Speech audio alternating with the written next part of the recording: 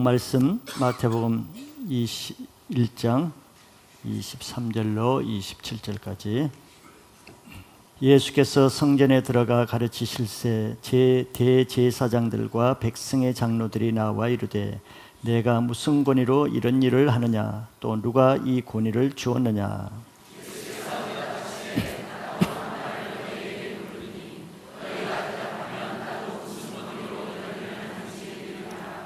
요한의 세례가 어디로부터 왔느냐 하늘로부터냐 사람으로부터냐. 그들이 서로 의논하여 이르되 만일 하늘로부터라 하면 어찌하여 그를 믿지 아니하였느냐 할 것이요.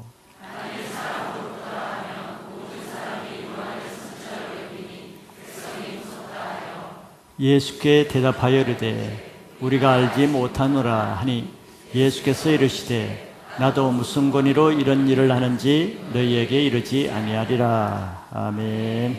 자, 오늘 말씀은 권위에 대한 말씀을 한번 보고자 합니다. 권위라 그러면은 권위에 대한 상처가 있는 사람은 그렇게 좋은 말은 아니겠죠. 오늘날 시대는 사실 절대적인 진리도 부정하고 또 절대적인 하나님의 권위도 무시하는 이런 마지막 시대의 모습들이 나타나고 있습니다.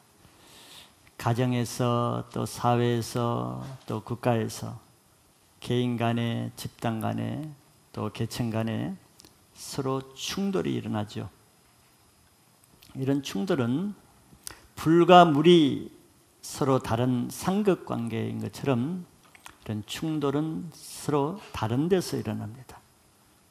물과 기름이 아무리 같이 함께 섞어도 섞이지 않는 것처럼 서로 배타적인 관계가 충돌을 유발합니다. 이와 마찬가지로 영적 세계에 있어서도 이런 상극 관계인 두 종류의 나라가 있습니다. 영역이 있습니다. 하나는 빛에 속한 하나님의 나라고 또 다른 하나는 어둠에 속한 사단이 지배하는 나라입니다. 모든 사람은 이 둘 중에 하나에 속하고 중간지대에 있는 사람은 없습니다. 그런데 누구나 이 둘 중에 자신이 순종하는 그 권위에 자기가 속하게 됩니다. 자기가 선택하는 거예요. 자기 책임입니다. 의에 순종하는 사람은 하나님의 권위에 속하게 되고 죄에 순종하는 사람은 죄를 지배하고 있는 마귀의 나라에 속하게 되죠.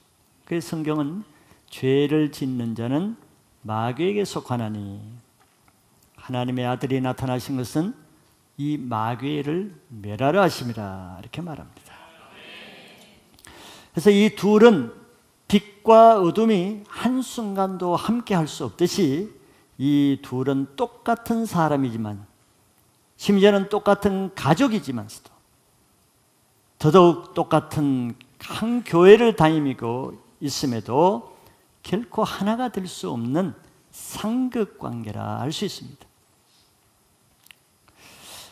오늘 말씀은 예수님께서 성전에 들어가셔서 충돌이 일어난 사건이 기록되어 있죠. 예수님 자신이 성전입니다. 그러죠. 자신이 성전이라 그랬어요. 그 성전을 허물라 내가 사흘 만에 다시 일으키라 한 것은 자기 자신을 두고 하신 말씀이라 그랬어요. 그래서 이 하나님의 영적 권위를 가지신 성전된 예수님과 이 땅에 보이는 성전을 주관하고 있는 종교적 권위를 가진 종교 지도자들과 서로 부딪히는 사건이 오늘 기록된 내용입니다.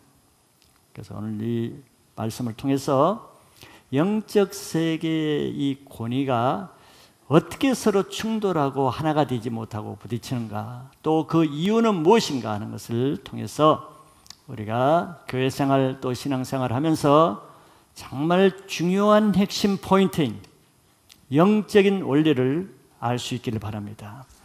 그래야 우리가 영적 세계를 분별할 수가 있어요.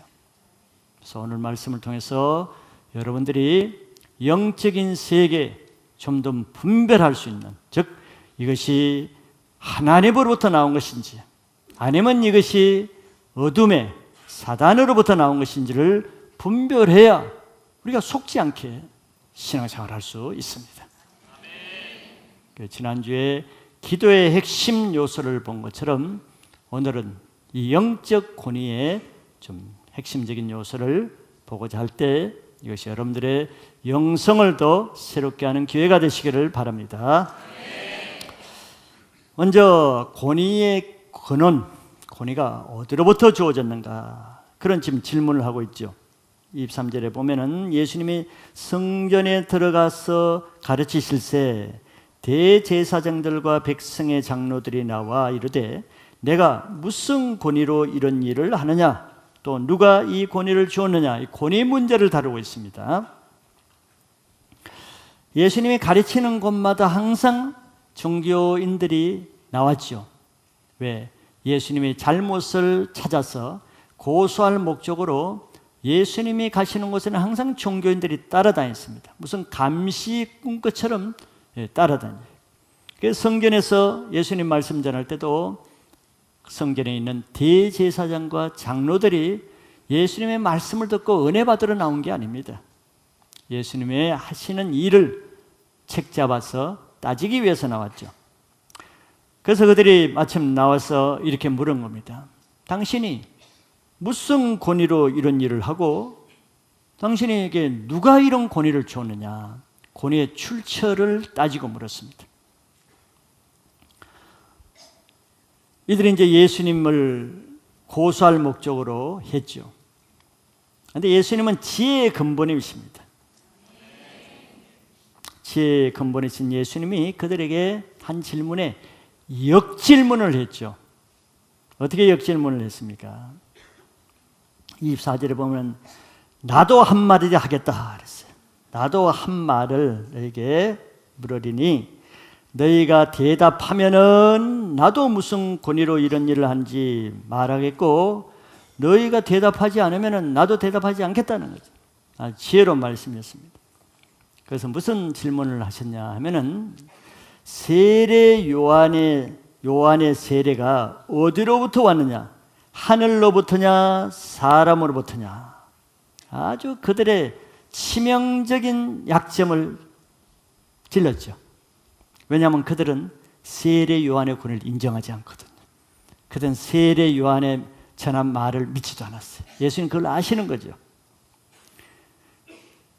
그래서 그들은 세례 요한의 이 질문을 받고 여기 보니까 그들이 서로 의논하여 이르되 만일 하늘로부터라 하면 어찌하여 그를 믿지 아니하느냐 할 것이요 또 만일 사람으로부터라 하면 모든 사람이 요한을 선지자로 여기니 백성이 무서워서 또 아니라고 할 수도 없다는 거예요. 딜레마에 빠졌습니다. 이러지도 저러지도 못하는 거예요. 왜냐하면 세상 사람들은 세례 요한을 인정하고 믿고 요단강에서 다 세례를 받았어요. 근데 세례 요한이 뭘 증거했습니까? 주의 길을 예비하는 자로 오셔서 예수님을 증거한 거거든요. 세례 요한을 믿으면 예수님을 믿어야 되는 거예요. 왜 세례 요한은 자기 뒤에 오실 이가 자기는 신들매도 풀지 못할 정도인데 그는 보라 세상 죄를 지고 가는 하나님의 어린 양이라고 증거했습니다. 그러니까 그 세례 요한의 말씀을 믿으면 이들이 예수를 믿어야 되는 거예요. 이런 딜레마입니다. 이들은 세례 요한도 안 믿고 예수님도 안 믿는 거죠. 이렇게 그들은 난처하니까 대답을 어떻게 했습니다? 우리 모른다 그랬어요. 이들도 재밌는 것 같아요. 모르겠다 그랬어요. 자, 이렇게 하나님을 거슬려 살면은 스스로 자충수에 빠집니다. 진리 대신 하나님을 부인하고 살면은 스스로 자기 꾀에 자기가 빠져요. 자기가 판 웅덩이에 자기가 빠집니다. 자기가 쳐놓은 올무에 자기가 빠지는 거예요. 예수님을 올무에 걸기 위해서 이 질문을 했는데 자기들이 오히려 걸린 겁니다. 모른다 그랬어요. 이걸 눈 가리고 아웅한다 그러는 거죠. 자, 이들이 왜 이랬는가? 사람들이 두려워서 그랬다. 백성들이 두려웠어. 아니, 진리 앞에 왜 백성들을 두려워합니까? 이 종교 지도자들의 권위는 하나님으로부터 나온 것이 아니고 사람들로부터 세워졌기 때문에 사람을 두려워하는 거예요. 권위의 힘이 사람으로부터 나왔어요. 그래서 이 종교 지도자들은 사내들이라는 그 종교회의라는 제도권에서 장로도 세워지고 서기관도 세워지고 대제사장도 세워지는 겁니다. 그들에게는 어떤 하나님의 권위나 능력이 나타나지 않았다는 것을 지난주에 봤습니다. 성전에 날마다 맹인도 오고 맹인도 오고 중풍병자도 오고 다리 저는 자도 왔지만 대제사장이나 어느 장로 서기관들을 고치지 않았습니다.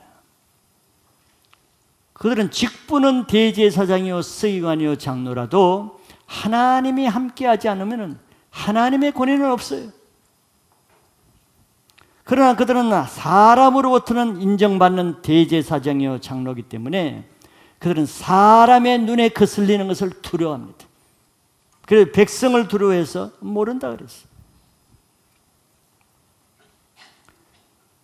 아무리 제도적으로 신학 3년을 하면은 목사를 안수를 받을 수는 있어요. 장로고시에 패스하면은 장로가 될 수도 있어요.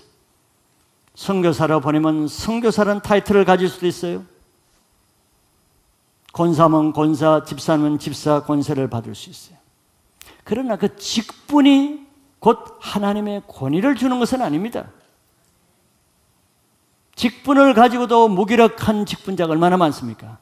직분이 없이도 하나님의 능력으로 하나님의 승리한 사람이 얼마나 많아요. 그 제도적 권위는 항상 하나님이 세우신 영적 권위를 대적하는 일을 많이 하는데 오늘 나타난 모습이 그것이죠. 세례 요한은 그가 그 시대적인 종교 제도권에서 선지자가 된 게 아닙니다. 사내들은 종교회에서 선지자로 임명받은 적도 없어요. 그는 제사장의 아들이긴 했어도 제사장 아들과 상관없이 광야에 나가서 30년을 거기서 보냈습니다. 하나님의 음성을 들으면서 하나님의 세운 받은 선지자입니다. 그럴 때는 그는 아무 선지자의 직분도 안 받았지만 그가 회개 세례를 전파했더니 온 유대 사람들이 다 회개하고 요단강에 와서 그에게 세례를 받았다고 말씀하고 있죠. 이게 하나님이 함께 하시기 때문입니다. 사람으로부터 받은 지혜는 없어도 하나님으로부터 받은 권세가 그의 사역을 통해서 증거가 되는 겁니다. 예수님도 30년 동안 목수로 살았습니다. 30년 동안 신학 공부한 게 아니에요. 율법 학교, 랍비 학교를 다닌 게 아닙니다. 그래서 랍비의 자격증을 가진 것도 아니고 종교회에서 예수님을 선지자로 임명된 적도 없고 어떤 인정도 받지 못했습니다. 그러나 예수님이 요단강에서 세례를 받을 때 하나님이 직접 나타나셔서 이는 내 사랑하는 아들이라고 인정하셨고 성령의 비둘기 같이 내려와서 그 예수님과 함께 하심으로 그가 삼위일체 하나님이신 것을 하나님이 증거하셨습니다. 그래서 예수님이 가시는 곳마다 많은 병자들이 고침받고 귀신 들린다되 귀신이 떠나가고 기적들이 일어난 것은 그는 어떤 종교기관에서 아무 자격증이 없어도 하나님이 주신 성령의 기름 부으심으로 하나님의 권위를 행하신 거예요.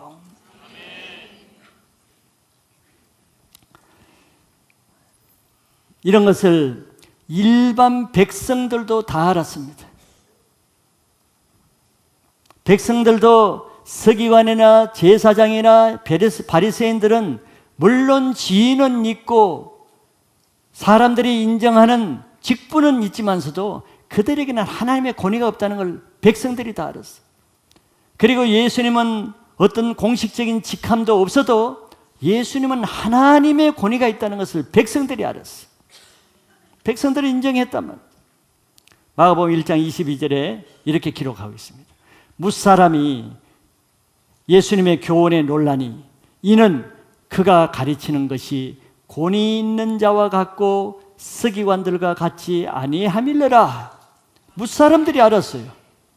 특별한 사람이 아니에요. 무사람들이 그 예수님의 말씀을, 똑같은 말씀인데 예수님의 말씀을 들을 때 놀랐어요. 왜? 말씀에 권위가 있는 것을 알았단 말이죠. 평생 바리새인과 서기관들의 말을 들을 때, 회당에서 안식일의 말을 들을 때는 이런 권위를 보지를 못했다는 거예요. 그래서 권위 있는 자와 같고 서기관들과 같지 아니하느니라. 일반 백성들도 예수님이 하나님으로부터 온 권위가 있다는 것을 믿고 알았는데, 그럼에도 불구하고 하나님의 권위의 상징인 대제사장의 직분을 가지고, 율법을 맡은 서기관의 직분을 가지고, 종교 지도자로서 장로의 직분을 가진, 정작 이런 사람들은 예수님의 말씀을 그렇게 들어도 그 말씀에 권위가 있는 것을 깨닫지를 못했어요.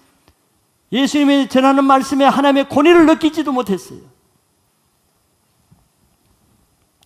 똑같이 교회에서 하나님의 말씀을 전해도 말씀을 듣는 정도는 다 다릅니다. 받아들이는 각도는 다 다르죠. 일반 백성들은 신학도 하지 않고 성경도 막 읽지 않은 일반 백성들은 예수님의 말씀을 듣고 회개하고 다 예수님을 믿고 변화가 됐습니다. 심지어는 세리와 창기까지도.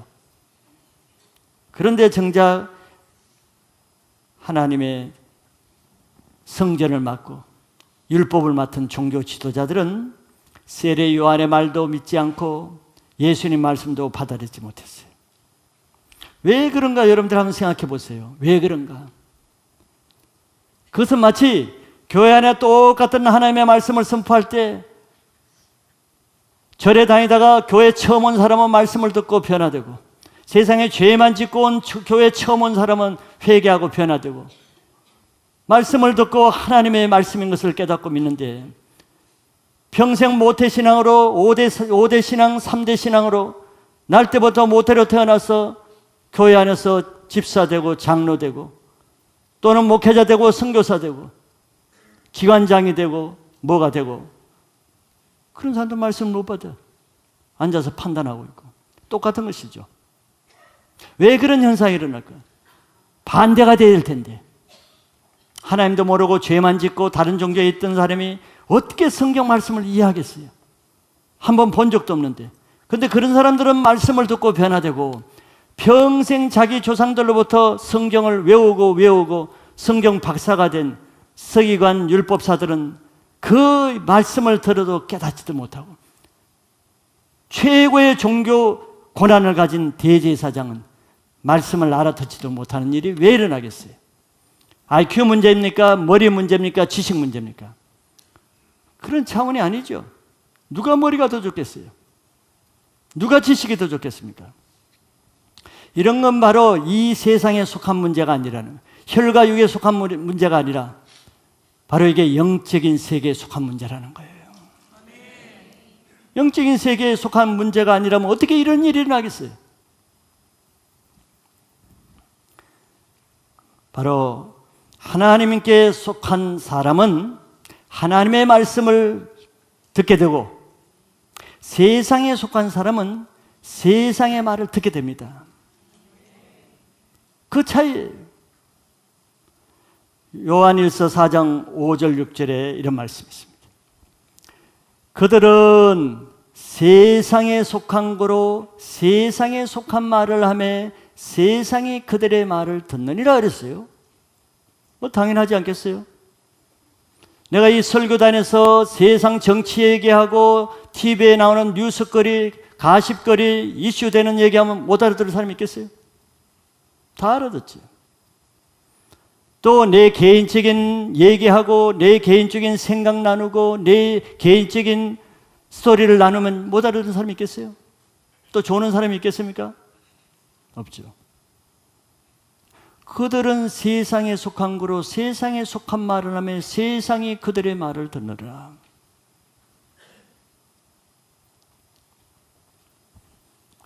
6절에 보면은 우리는 하나님께 속하였으니 하나님을 아는 자는 우리의 말을 듣고 하나님께 속하지 아니하는 자는 우리의 말을 듣지 아니하나니 진리의 영과 미혹의 영을 이로써 아느니라 그랬어요. 자, 내가 무슨 말을 듣고 무슨 말이 안 들리고 무슨 말은 이해가 되고 무슨 말은 안 들리고 IQ 문제가 아니라는 거예요. 이거는 영적인 문제라는 것입니다. 무슨 내가 내 영이 진리의 영에 속했는가 미혹의 영에 속했는가 내가 하나님의 영에 속한 자인가 마귀의 영에 속한 자인가 그것 차이라는 거예요. 내가 여기서 꼭 똑같이 조선말로 하는데 영어로 하는 것도 아니고 히브리어로 하는 것도 아니고 왜 조선말로 하는데 알아듣는 사람이 있고 못 알아듣는 사람이 있겠어요? 국어 실력의 차이가 아니죠? 아닙니다. 그거는 마치 영적 세계에서 내가 아프리카에 가서 한국말로 하면 그들이 못 알아듣고 아프리카 사람이 여기 와서 아프리카 말로 하면 우리가 못 알아듣죠. 자기 소속의 문제입니다. 종교적인 사람은 예배 말씀도 종교적인 이론, 교리, 혼적인 말씀을 들을 때 감동을 받고 은혜 받았다 그럽니다. 세상적인 사람은 세상적인 메시지를 들을 때 은혜 받았다고 합니다.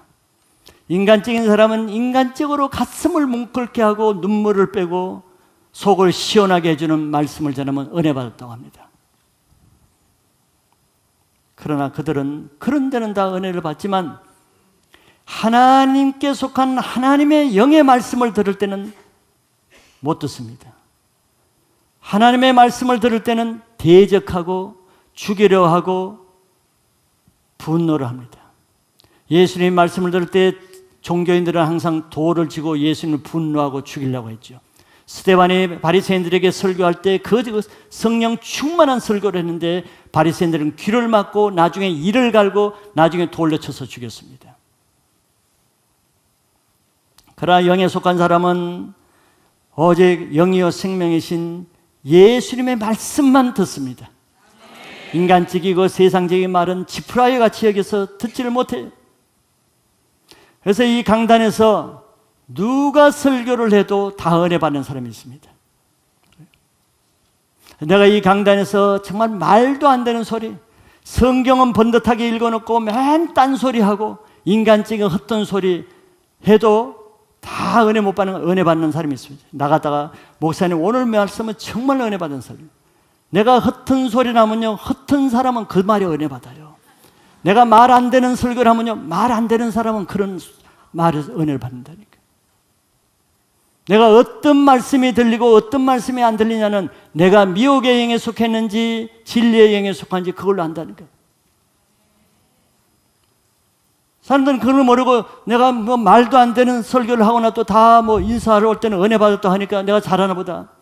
누가 은혜를 받는가 보세요. 내가 인간적인 설교를 하면 인간적인 사람이 은혜를 받습니다.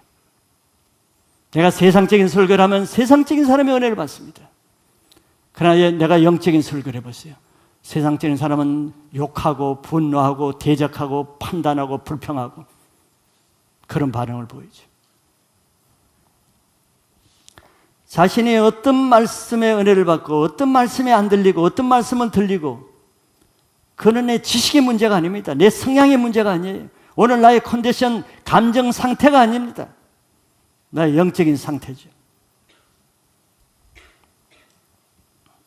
세례 요한은 이 땅에 와서 온 유대 회개 세례를, 회개 메시지 얼마나 강력하게 전했어요. 이 독사의 자식들아 그랬습니다. 정말 강력한 회개 메시지를 전했어요.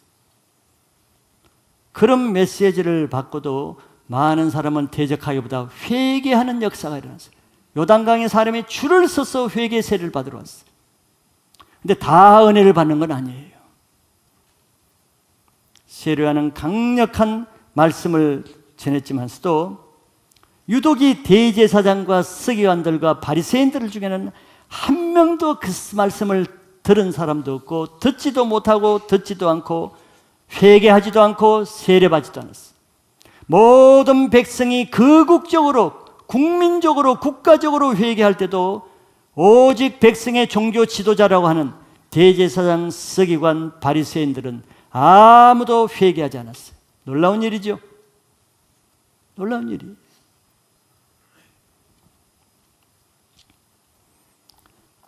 그들이 이렇게 하나님이 보내신 요한과 하나님의 아들 예수님의 말씀을 듣지 못하고 배척하는 데는 이유가 있겠죠. 그는 바로 그들이 진리의 영이신 하나님의 권위, 하나님의 권세를 벗어나서 다른 권위인 미혹의 영에 속해 있기 때문이라는 것이에요. 그게 성경의 답입니다. 예수님도 자기 말씀을 듣지 못하는 이런 사람들에게 그 이유를 설명한 적이 있어요.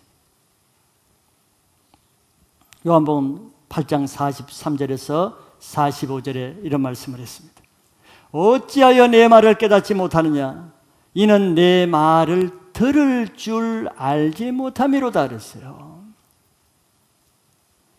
아니, 자기보다 지식 없는 백성들도 다 듣고 세리 창기들도 다 듣는데 이렇게 고급 두뇌를 가진 성경을 전문적으로 연구한 서기관 종교인들은 너희들이 왜 깨닫지 못하느냐? 왜 들을 줄 모르냐? 예수님도 참 답답하셨겠죠. 근데 그 이유를 44절에 설명하십니다. 너희는 왜 그런 줄 아느냐? 너희 아비가 마귀에서 났으니 너희 아비의 욕심대로 너희도 행하고자 하느니라. 너희가 말로는 너희 아버지가 하나님의 아버지라 그러지만 너의 영적인 실체는 마귀가 너희 아버지이기 때문에 하나님의 말씀을 들을 수 없다는 거예요. 너희 아비의 욕심대로 너희가 행하자 하느니라. 너희 아비의 욕심이 뭐예요? 마귀가 하는 일은 뭡니까? 하나님을 대적하고 하나님 사람을 죽이려는 것이죠. 지금 이들이 예수님을 죽이려고 그러잖아요. 너희 아비의 욕심대로 너희 아버지가 마귀니까 너희도 지금 그런 일을 행하고자 한다. 그런 처음부터 살인하는 자요. 살인자기 때문에 예수님을 죽이려고 그러는 거죠. 백성들을 죽이려고 그러고. 진리가 너희 속에 없으므로 진리에 서지 못하고 거짓을 말할 때마다 제 것으로 말하네. 모른다 그랬어요. 나 모르겠다. 거짓을 밥 먹듯이 한다는 거예요. 거짓이 자기들의 본성이라는 거예요. 이는 그가 거짓말쟁이요 거짓의 아비가 되었음이라. 정직하지 못해요. 자기 있는 것을 그대로 솔직하게 얘기하지 못합니다. 거짓의 아비이기 때문에. 하나님께로 난 자는 하나님의 말씀을 깨닫습니다.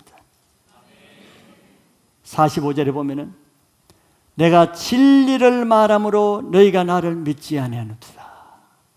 진리를 말하는데 믿지 않는 사람 누구겠어요? 거짓에 속한 사람이죠. 마귀에게 속한 사람이죠. 예수님의 진리의 말씀을 듣지 못한 데는 이유가 있습니다. 그냥 안 들리는 게 아니에요.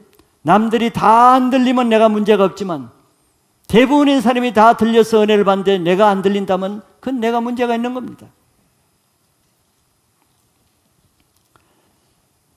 그들의 직분은 거룩하고 경건한 대제사장입니다.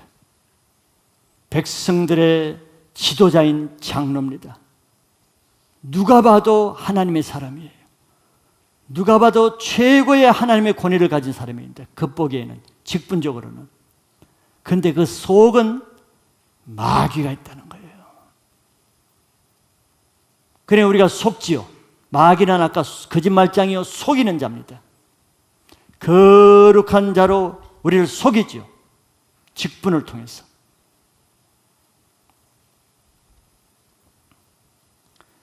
세리 창기들은 겉으로는 더럽고 악한 죄인의 모습을 하고 있지만 속은 예수님께 나와서 상하고 가난한 마음으로 예수님 말씀을 듣고 변화됐습니다. 반면에 종교인들은 겉으로는 회칠한 무덤 같고 겉으로는 대접의 겉은 깨끗한 것처럼 보였으나 속은 악한 마귀가 다스리고 있어요. 이런 사람들이 많죠. 2000년 전에만 있는 것이 아니고 오늘날에도 똑같은 현상은 있습니다. 마지막 때까지. 지금 이 일이 어디서 일어났습니까? 세상에서 일어난 것이 아니고 가장 거룩한 성전 안에서 지금 일어나는 사건이에요. 하나님의 성전 안에서 이 두 권위가 충돌하고 있어요. 오늘날 말하면 이런 일들은 세상 밖에서 일어나는 것이 아니고 교회 안에서 일어나는 일입니다. 같은 교회를 다녀도 서로 말이 안 통하는 사람이 있죠. 같은 말씀을 듣고도 교제가 안 되고 충돌합니다. 생각이 틀리고 의견이 틀리고 말씀을 받아들이는 각도가 틀립니다. 예수님의 같은 말씀을 듣고도 세리와 창기가 듣는 각도가 틀리고 종교인들이 듣는 각도가 틀리니까 충돌이 일어나죠. 같은 말씀을 듣고도 반응이 다르고 어떤 사람은 은혜로운 말씀을 듣고도 악하게 반응하기도 하고. 왜냐하면 영적 소속이 다르기 때문이지.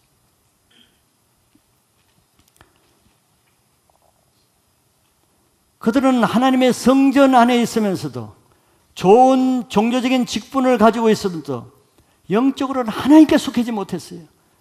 영적으로는 마귀에 속했어요. 이게 현실입니다. 지금 소설이 아니에요. 실제입니다. 교회를 다니면서도 하나님을 믿는 교회를 다니면서도 한 교회 한 셀에 속했으면서도 교회 안에 권위 아래 두르지 못한 사람이 얼마나 많아요.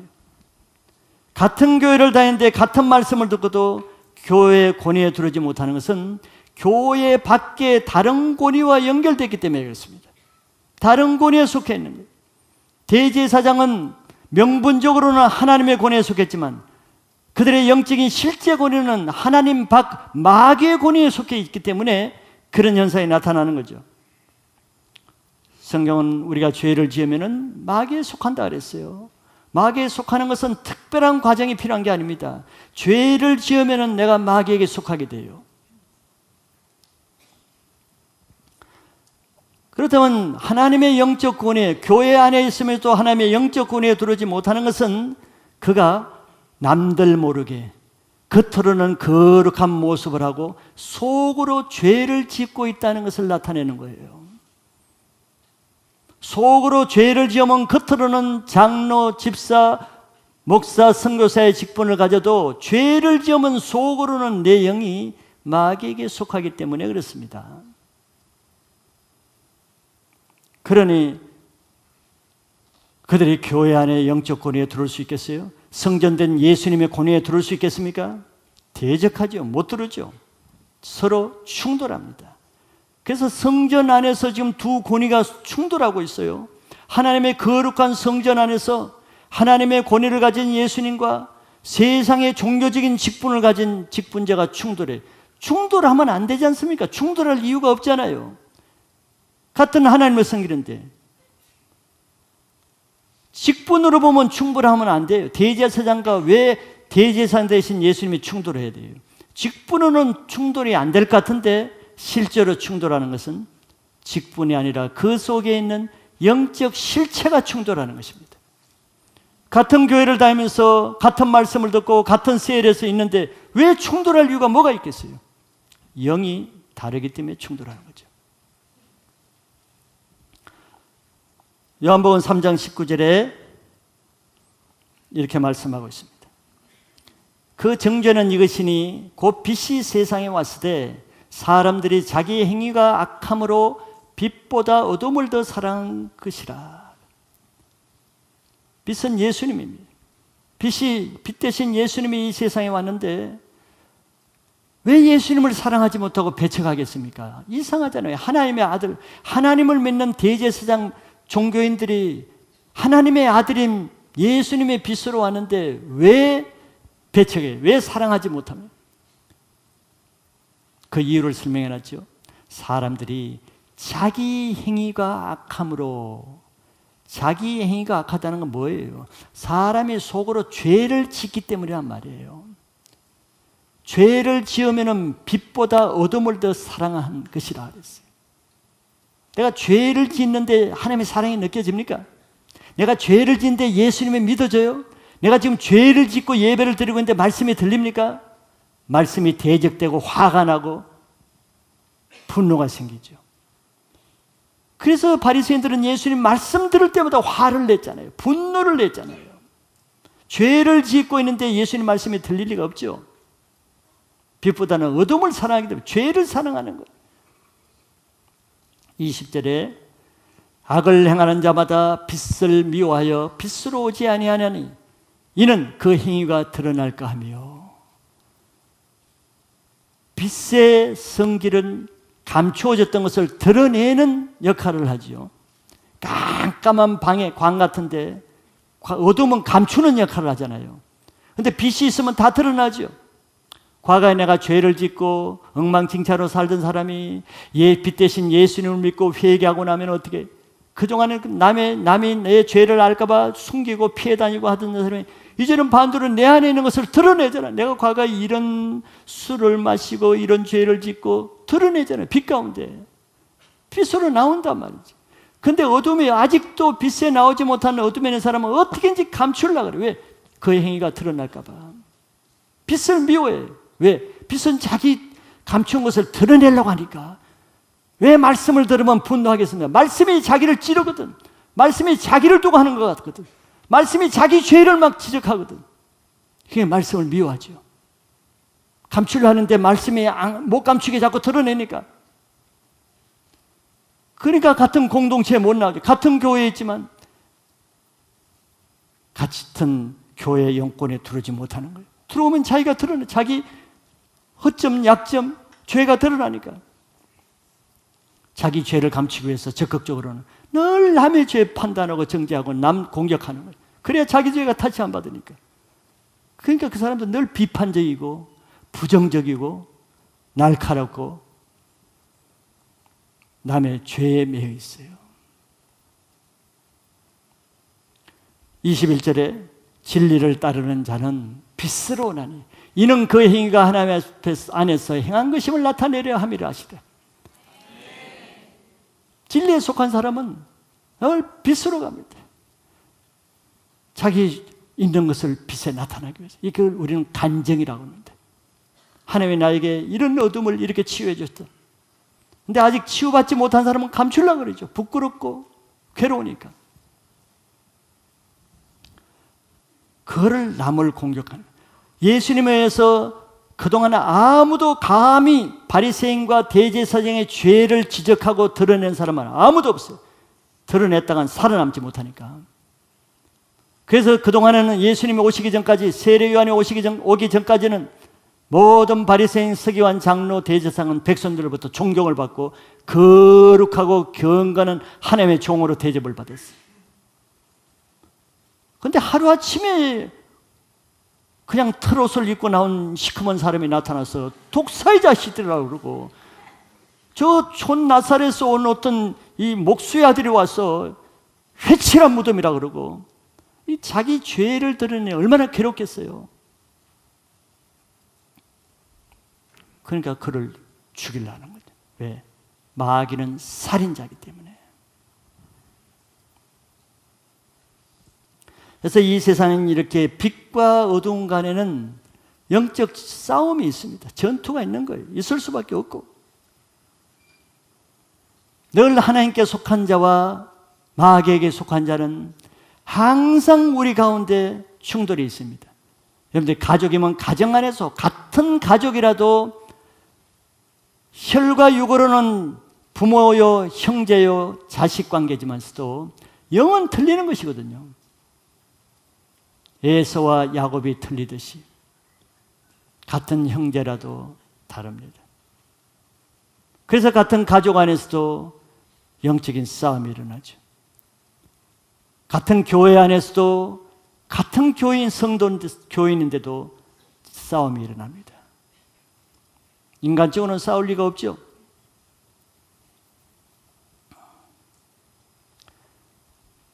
이스라엘 유다 나라가 우상을 섬기면서 하나님께 반역을 했습니다. 죄를 지었어요. 죄를 지을 때마다 하나님은 하나님의 선지자를 통해서 죄를 회개하도록 책망하고 예언적인 말씀을 주시죠. 그런데 마지막에 이 비운의 선지자 예레미야에게 그 말씀이 떨어졌습니다.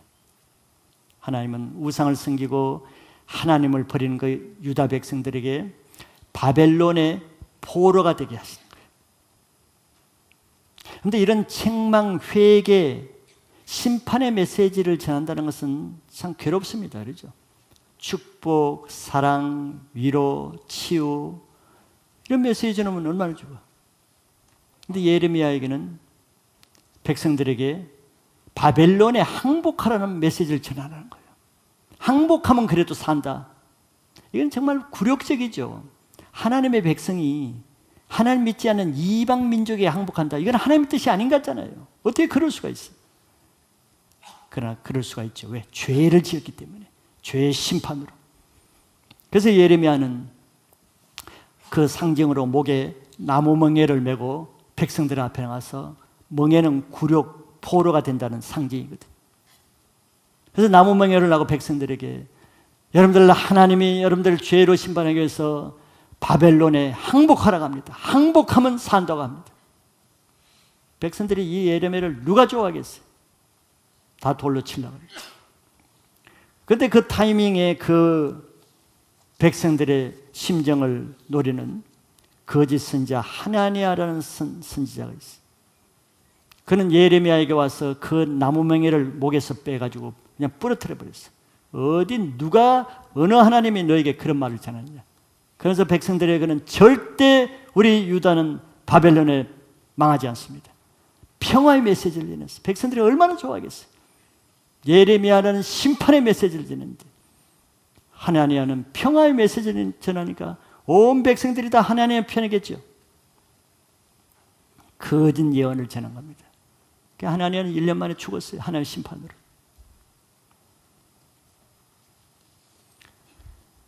항상 종교는 종교로부터 받은 권위로 행하고, 하나님의 선지자는 하나님으로부터 받은 권위로 행하기 때문에 그건 하나 될 수가 없습니다. 충돌할 수밖에 없어요. 우리가 요즘 열왕기 큐티를 하고 있는데, 열왕기 큐티에서 그런 내용이 나왔죠. 아합이 바알을 섬기는 이 아합에게, 아합 왕국에는 의용 선지자가 400명이 있었어요. 그 우두머리가 거짓 선지자 시드기야입니다. 근데 아합이 길르앗 라모스로 전쟁하러 갈 때 하나님의 예언을 해봐라 그랬어요. 그런데 이 거짓 선지자는 다 거짓 예언을 했습니다. 올라가서 전쟁하면 이깁니다. 거짓 선지자의 영은 마귀로부터 오는 것이죠. 마귀는 사람을 살인자입니다. 죽이는 게 목적이에요. 죽이려고 거짓 예언을 한 겁니다. 그러니까 아합을 죽이기 위해서 거짓 예언을 한 거예요. 올라가십시오. 그러면 이길 것입니다. 잘 될 것입니다. 축복, 위로, 격려의 메시지, 예언을 해줬습니다.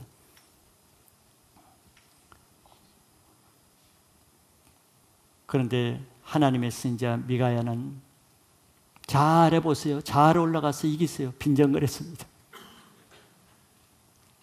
그래서 바른 말을 했습니다. 하나님의 말씀을 바로 예언할 때 이 시드기야가 나와서 미가의 뺨을 치고 핍박하고 때리고 결국 아합이 동굴 감옥에 가두었습니다. 하나님의 권위와 거짓 권위는 항상 충돌해요. 자, 이걸 잘 여러분들이 캐치하셔야 됩니다. 권위가 충돌하는 곳에는, 서로 부딪히는 곳에는, 서로 하나가 되지 못하는 곳에는, 서로 갈등이 있는 곳에는, 서로 나뉘는 곳에는 바로 이 두 권위가 충돌하고 있다는 것입니다. 그럼 그 둘 중에 한 편은 하나님께 속한 권위자고 한 편은 어둠에 속한 권위자가 있는 거예요. 그것을 분별할 수 있어야 됩니다.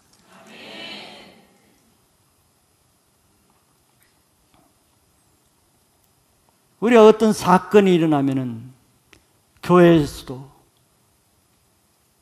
저에게도 어떤 사건이 일어나고 교회에 어떤 사건이 일어난다. 그럼 그 사건을 하나님의 말씀에서 똑같이 보지는 않아요. 보는 눈이 다릅니다. 다른 것은 둘로 딱 나눠집니다. 부정적이고 비판적으로 판단하는 쪽으로 악하게 말하는 사람이 있습니다. 이쪽은 하나님 편에서 긍정적으로 기쁘게 감사하게 격려와 찬양하는 쪽으로 보고 말하는 사람이 있습니다. 그 말을 보면은 그 사람이 어디에 속하는 걸 알 수 있는 거예요. 우리는 쉽게 알 수 있습니다. 하나님의 말씀이 들려질 때 그 말씀에 어떤 반응하는 것을 보면은 그 사람의 영적 상태가 나타납니다.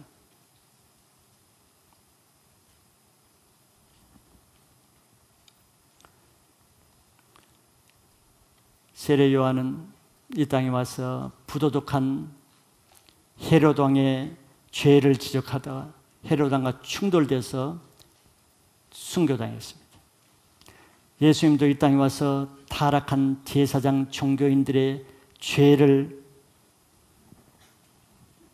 지적하다가 십자가에 못 박혀 돌아가셨습니다. 권위의 충돌이에요. 두 권위의 충돌입니다. 도덕적인 문제가 아니에요. 잘하고 잘못해서 일어나는 게 아닙니다. 예수님 뭐 잘못했습니까? 세례요한이 뭐 잘못했습니까? 교회사에서도 로마 카톨릭 교황이 교권주의로 부패하고 마리아를 예수님과 보다 더 높이 여기고 타락할 때 하나님은 수많은 그 교회를 개혁하기 위한 수많은 개혁자들을 세워서 개혁하려고 할 때 로마 교황은 그들을 다 이단으로 몰아가지고 아주 잔인하게 죽였습니다. 이것이 오늘날까지도 계속되는 거예요. 고린도후서 11장 14, 15절에 이것은 이상한 일이 아니라 그랬어요. 우리 이상하게 보면 이상한 일이야. 왜? 영적 세계에서는 항상 있고 있어 왔고 또 있을 것이기 때문에. 왜? 사단도 자기를 광명의 천사로 가장하기 때문이다. 대제사장과 장로와 서기관 바리새인들은 그 당시 백성들에게는 광명의 천사였습니다. 거룩한 하나님의 종들이었습니다.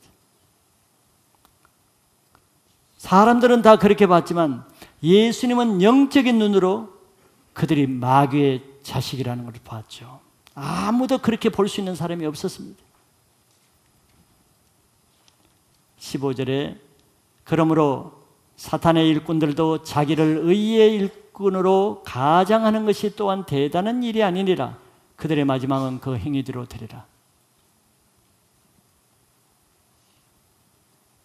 그러나 마지막은 하나님은 각자 행한 대로 심판하세요. 그래서 우리는 분별이 필요하단 말이죠. 내 나름대로 교회생활 할 수 있어요. 군에 못 들어오고 대적하고 불평하고 비판하고 할 수 있습니다. 그러나 한 가지, 자기 행한 대로 나중에 그대로 된다는 것도 아셔야죠. 어디에나 이렇게 그 시대의 기득권을 가진 의의 일꾼으로 가장된 종교적인 세력이 하나님이 세우신 세력을 핍박하고 대적합니다. 하나님의 사람이 악한 자를 핍박하고 대적하는 그런 적은 없어요. 그들을 늘 섬기고 감당하고 그들을 주께로 인도하고자 하지, 그러나 늘 반대입니다. 세상에 속한 자가 하나님께 속한 자를 핍박하는. 그래서 우리가 하나님을 섬기고 또 직분을 가진 사람은 내가 행하는 직분, 내가 하는 신앙이 내가 어디로부터 나온 무슨 권위로 하는지를 분별해야 됩니다. 내가 그냥 제도로부터 받은 권위로 하는가? 교단으로부터 세워진 그 직분이 목사 직분이기 때문에 목사 일을 하는가? 교회에서 세워진 집사, 장로 직분을 받았기 때문에 그 제도가 준 직분 때문에 내가 장로 일을 하고 그 일을 하는가? 아니면 그런 직분이 없어도 또 그 직분에 하나님이 주시는 직분으로 하는가? 누가 보면 4장에 보면은 예수님이 직분을 받을 때는 요단강에서 세례를 받을 때 하나님부터 성령의 세례를 받았고, 또 누가 보면 4장에도 공생애를 시작하기 전에 성령의 기름 부으심을 받아서 사역하신 겁니다. 이게 하나님으로부터 온 영어로 우리가 직분을 해야 되는 모델인 것이에요. 내가 그냥 교회를 오래 다녔기 때문에, 내가 성경을 많이 알기 때문에, 내가 집사고 장로기 때문에, 그러면 거의 하나님으로부터 나온 권위를 부딪히고 대적하기가 쉽습니다. 그래서 종교인들은 신앙생활을 안 하는 이보다 못하는 거예요. 종교인들이 하는 거는 성경에 보세요. 하나입니다. 예수님을 죽이는 거예요. 예수님을 대항하다가 평생 살다가 끝납니다. 교회 안에서. 교회 밖에 있는 게 아니죠. 종교인들이. 교회 안 떠납니다. 교회 안에 있지. 그 역할이 끝나야 떠나는 거예요. 그래서 내가 하나님이 주신 권위, 하나님이 주신 말씀의 권위로 내가 주님을 섬기는지, 내가 종교적인 권위로 섬기는지 분별을 하셔야 됩니다. 그래서 여러분들 교회 안에, 건물 안에 있기보다는 하나님께 속하는 신앙을 하시기 바랍니다. 두 번째는 그 권위의 시행입니다. 그 권위가 무엇을 통해서 나타나는가 하는 거죠. 하나님으로부터 받은 권위는, 하나님의 권위는 말씀을 통해서 그 권위를 나타냅니다. 창세기에 보면 하나님이 이 천지를 창조하실 때 말씀으로 천지를 창조하시죠. 오늘날도 마찬가지입니다. 하나님으로부터 내가 어떤 기름 부으심의 권위를 받았다. 그럼 그것을 어떻게 나타내겠어요? 인간적으로 나타나고 종교적으로, 제도적으로, 시스템으로 나타나는 게 아닙니다. 하나님으로부터 받은 권위는 하나님의 말씀을 통해서 나타나요. 그렇기 때문에 개인이 아무리 자격이 없고 능력이 없고 개인은 볼편을 벗어도 아무 상관없어요. 왜? 내가 인간적인 내 능력을 나타내는 게 아니기 때문에, 내 말을 하는 게 아니기 때문에, 내가 아무리 부족하고 말을 잘 못해도 논리가 없어도 내가 하나님의 말씀만 듣고 말씀만 전한다 하면 나를 통해서 하나님의 권세가 나타나는 거예요. 이게 하나님의 사람의 특징입니다. 그래서 사무엘상 3장 19절에 보면은 사무엘이 왜 하나님의 권위자로 세워졌습니까? 사무엘이 말하는 것이 하나님이 하나도 땅에 떨어지지 않고 다 이루어지게 했기 때문에 백성들이 인정하지 않을 수가 없었는 거예요. 그런데 이런 하나님의 영적인 권위가 없는 사람은 자기 힘으로 권위를 나타내야죠. 내가 말을 잘했어. 내가 나의 자랑과 능력을 통해서. 그러니까 사람들은 자꾸 자기 말을 하게 됩니다. 자기를 드러내야 되는 거예요. 왜? 하나님의 능력이 없으니까. 그러니까 자기 하는 일을 자꾸 드러내고 높이고 자기를 자랑하고 자기 말을 많이 하게 되죠. 그게 하나님으로부터 받지 못한 권위자가 하는 권위 행세 모습입니다. 그걸 우리는 인본주의라고 하고, 그것이 종교적이라고 하고, 그것이 바로 사람의 권위입니다. 권위주의가 되는 거예요. 그래서 이 강단에는 정말 하나님의 능력이 나타나기 위해서는 자기 말을 안 하면 안 할수록 하나님의 권위가 나타나게 됩니다. 가장 좋은 설교는 자기 말을 하나도 하지 아니하고 100% 하나님 말씀만 할 때 하나님이 그 말씀의 능력을 나타내요. 근데 사람이 자꾸 하나님 말씀에 자기 말을 썼고 자기 얘기하고 세상 얘기하고 사람 얘기를 하니까 하나님의 능력이 안 나타나는 거예요. 그 말씀을 듣는 사람마다 다 인간적이 되게 만드는 거예요. 왜? 사람들은 사람 말 듣기를 원하잖아요. 세상에 속하고 인간적인 사람은 사람 말 듣기를 원하거든. 하나님의 말씀을 잘 듣지 못하니까. 그런데 하나님의 권위는 다른 게 아닙니다. 오직 하나님의 말씀을 통해서 무화과 나무가 저주를 할 때 말씀을 통해서 무화과가 마르는 권위가 나타나듯이 하나님의 종들은, 하나님께 속한 사람들은 그 말씀이 나타나는 것으로 확인할 수가 있습니다. 반면에 종교인들은 그들이 가진 대제사장이라든지 서기관이라든지 장로의 받은 직분의 권위를 어떻게 나타내는가? 그들은 그들이 만든 전통과 규례와 어떤 유전으로 그들이 그걸 받았기 때문에 그들이 권위를 행사하는 수단도 사람이 만든 제도가 그 권위를 나타내게 합니다. 그들은 아무 영적 권위도 없는데 내가 대제사장이니까 내 말 들어야 된다. 이거 쉽게 말하면 이거예요. 그들은 하나님의 말씀을 제대로 해석도 못하면서 내가 서기관이기 때문에 내 말을 들어야 된다. 이겁니다. 사람의 권위죠. 그래서 그들은 사람들이 만들어진 전통이나 규례나 어떤 제도나 이런 것을 가지고 권위의 기준을 삼습니다. 말씀을 그보다 더 높게 두죠. 그래서 이것이 부딪힙니다. 예수님은 오직 하나님 말씀의 권위만 가지고 말씀을 전하죠.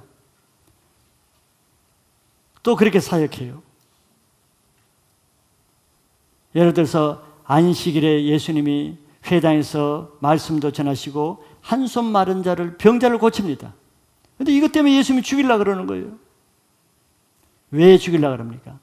말씀에 근거합니까? 아니죠. 그들이 안식일을 지키는 규례를 자기 나름대로 정해놨어요. 안식일은 이렇게 정해야 되고 이거는 하지 말아야 되고 누가? 자기들이 정해놨어요. 율법사들이.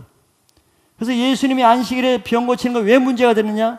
하나님의 권위를 어겨서 문제가 된 것이 아니고 종교인들이 만든 규례를 어겼기 때문에 충돌한 거예요.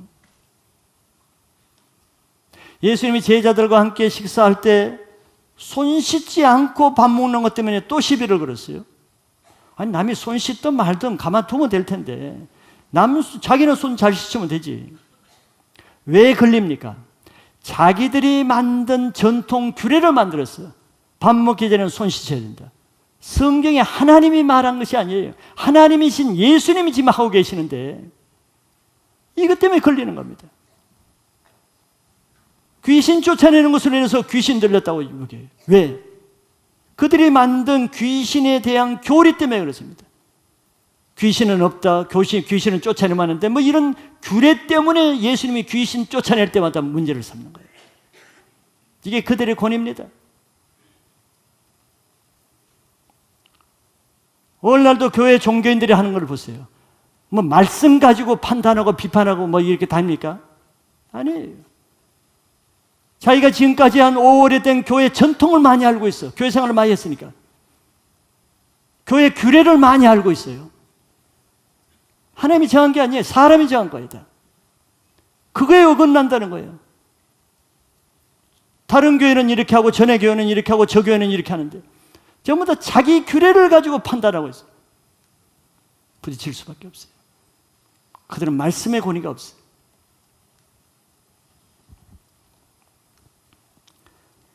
이렇게 어둠에 속한 권위는 항상 하나님의 말씀의 권위와 거슬리는 것을 통해서 저 사람이 어둠의 권위에 속해 있는가를 스스로 자기 정체를 드러냅니다. 자기는 모르지만.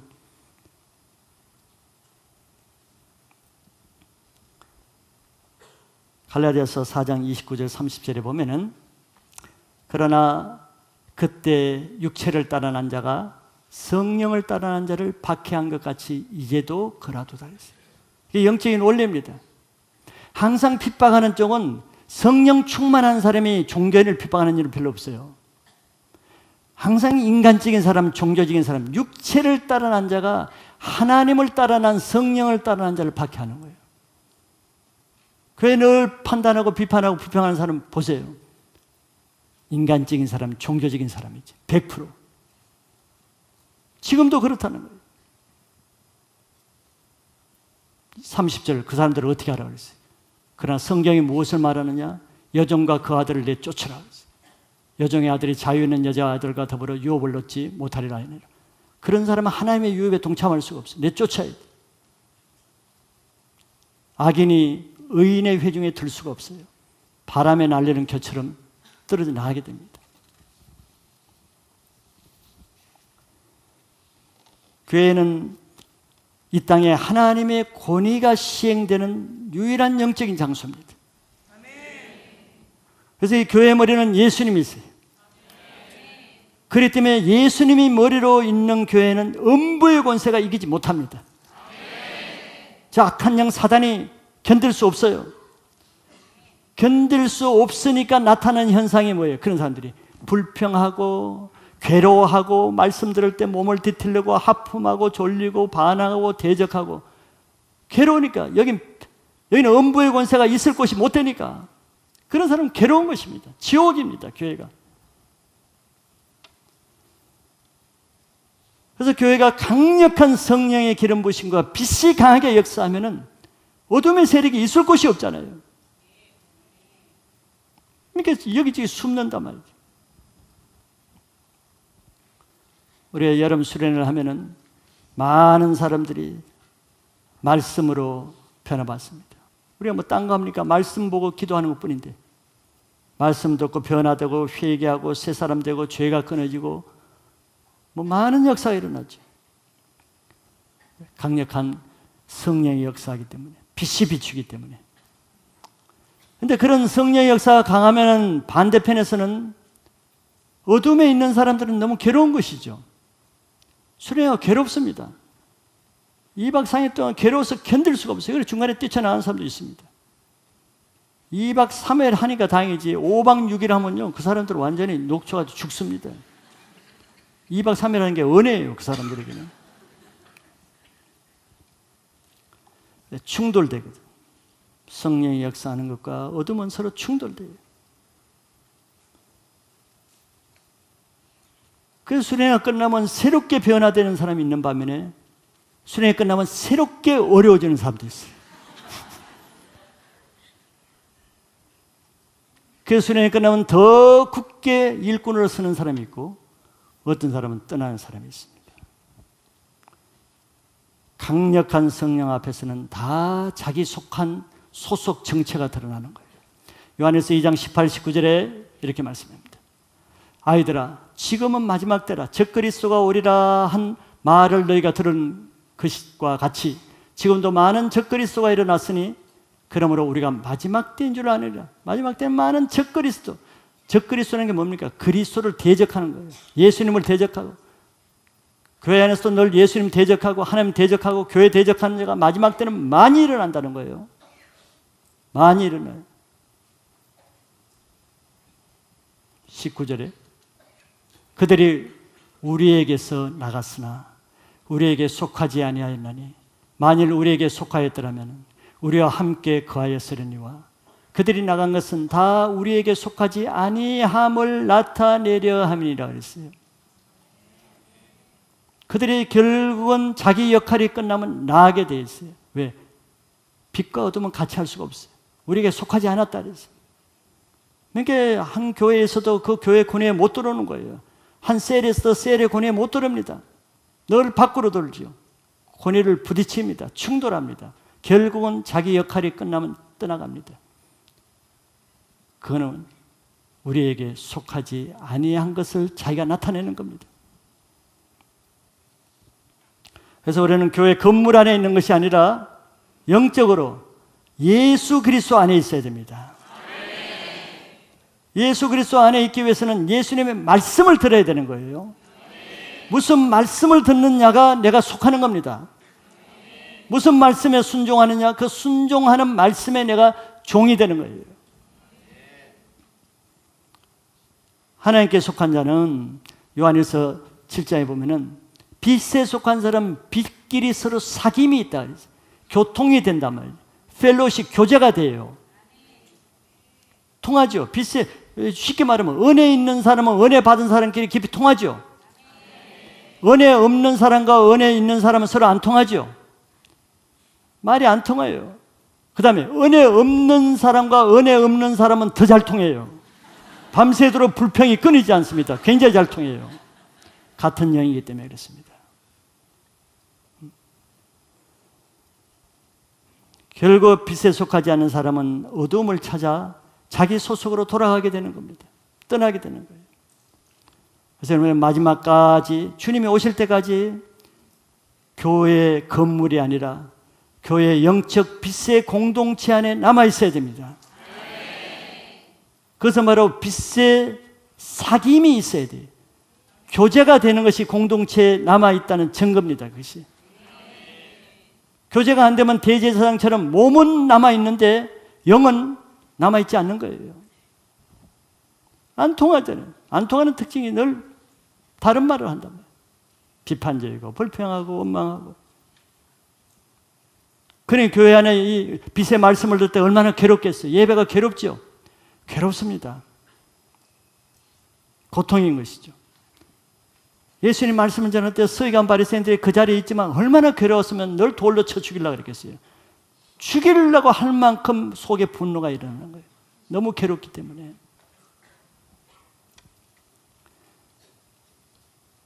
그러나 우리가 알아야 됩니다. 우리는 이 세상에 어느 누구도 처음부터 빛에 속한 사람 아무도 없습니다. 날 때부터 우리는 다 죄인으로 태어나는 거 믿으시죠? 성경에는 의인은 없나니 아무도 없다 그랬어요. 우리는 아담의 죄로 인해서 태어나기 전부터 우리는 죄인입니다. 다 어둠의 자식이에요.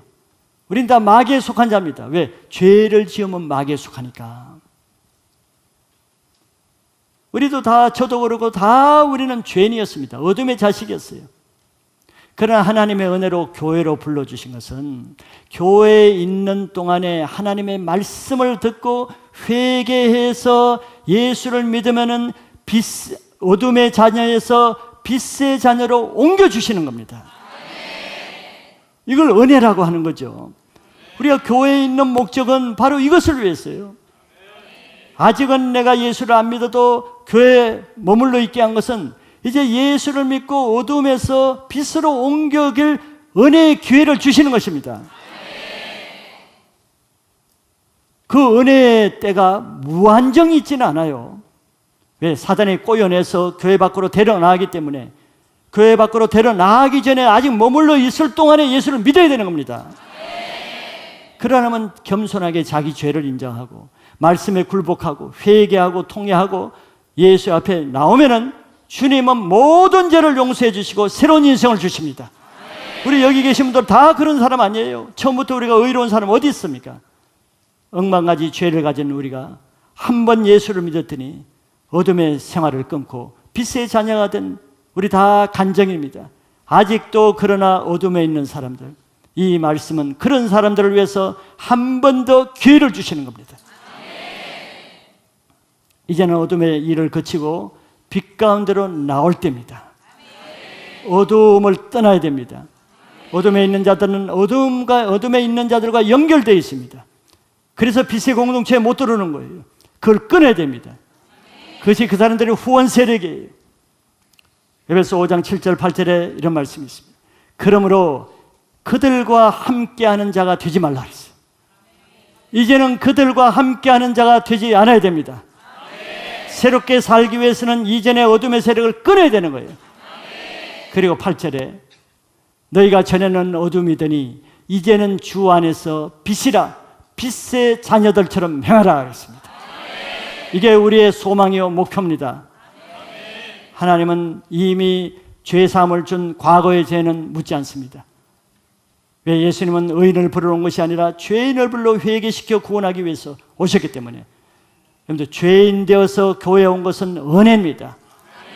그래서 말씀을 듣고 창기와 세리들도 예수를 믿고 변화된 것처럼 우리도 이 예수를 믿고 자기 죄를 회개하고 이 말씀 이후에는 다시는 어둠에 속하지 아니하고 빛에 속하여서 하나님 나라 갈 때까지 빛의 자녀가 되시기를 축복합니다.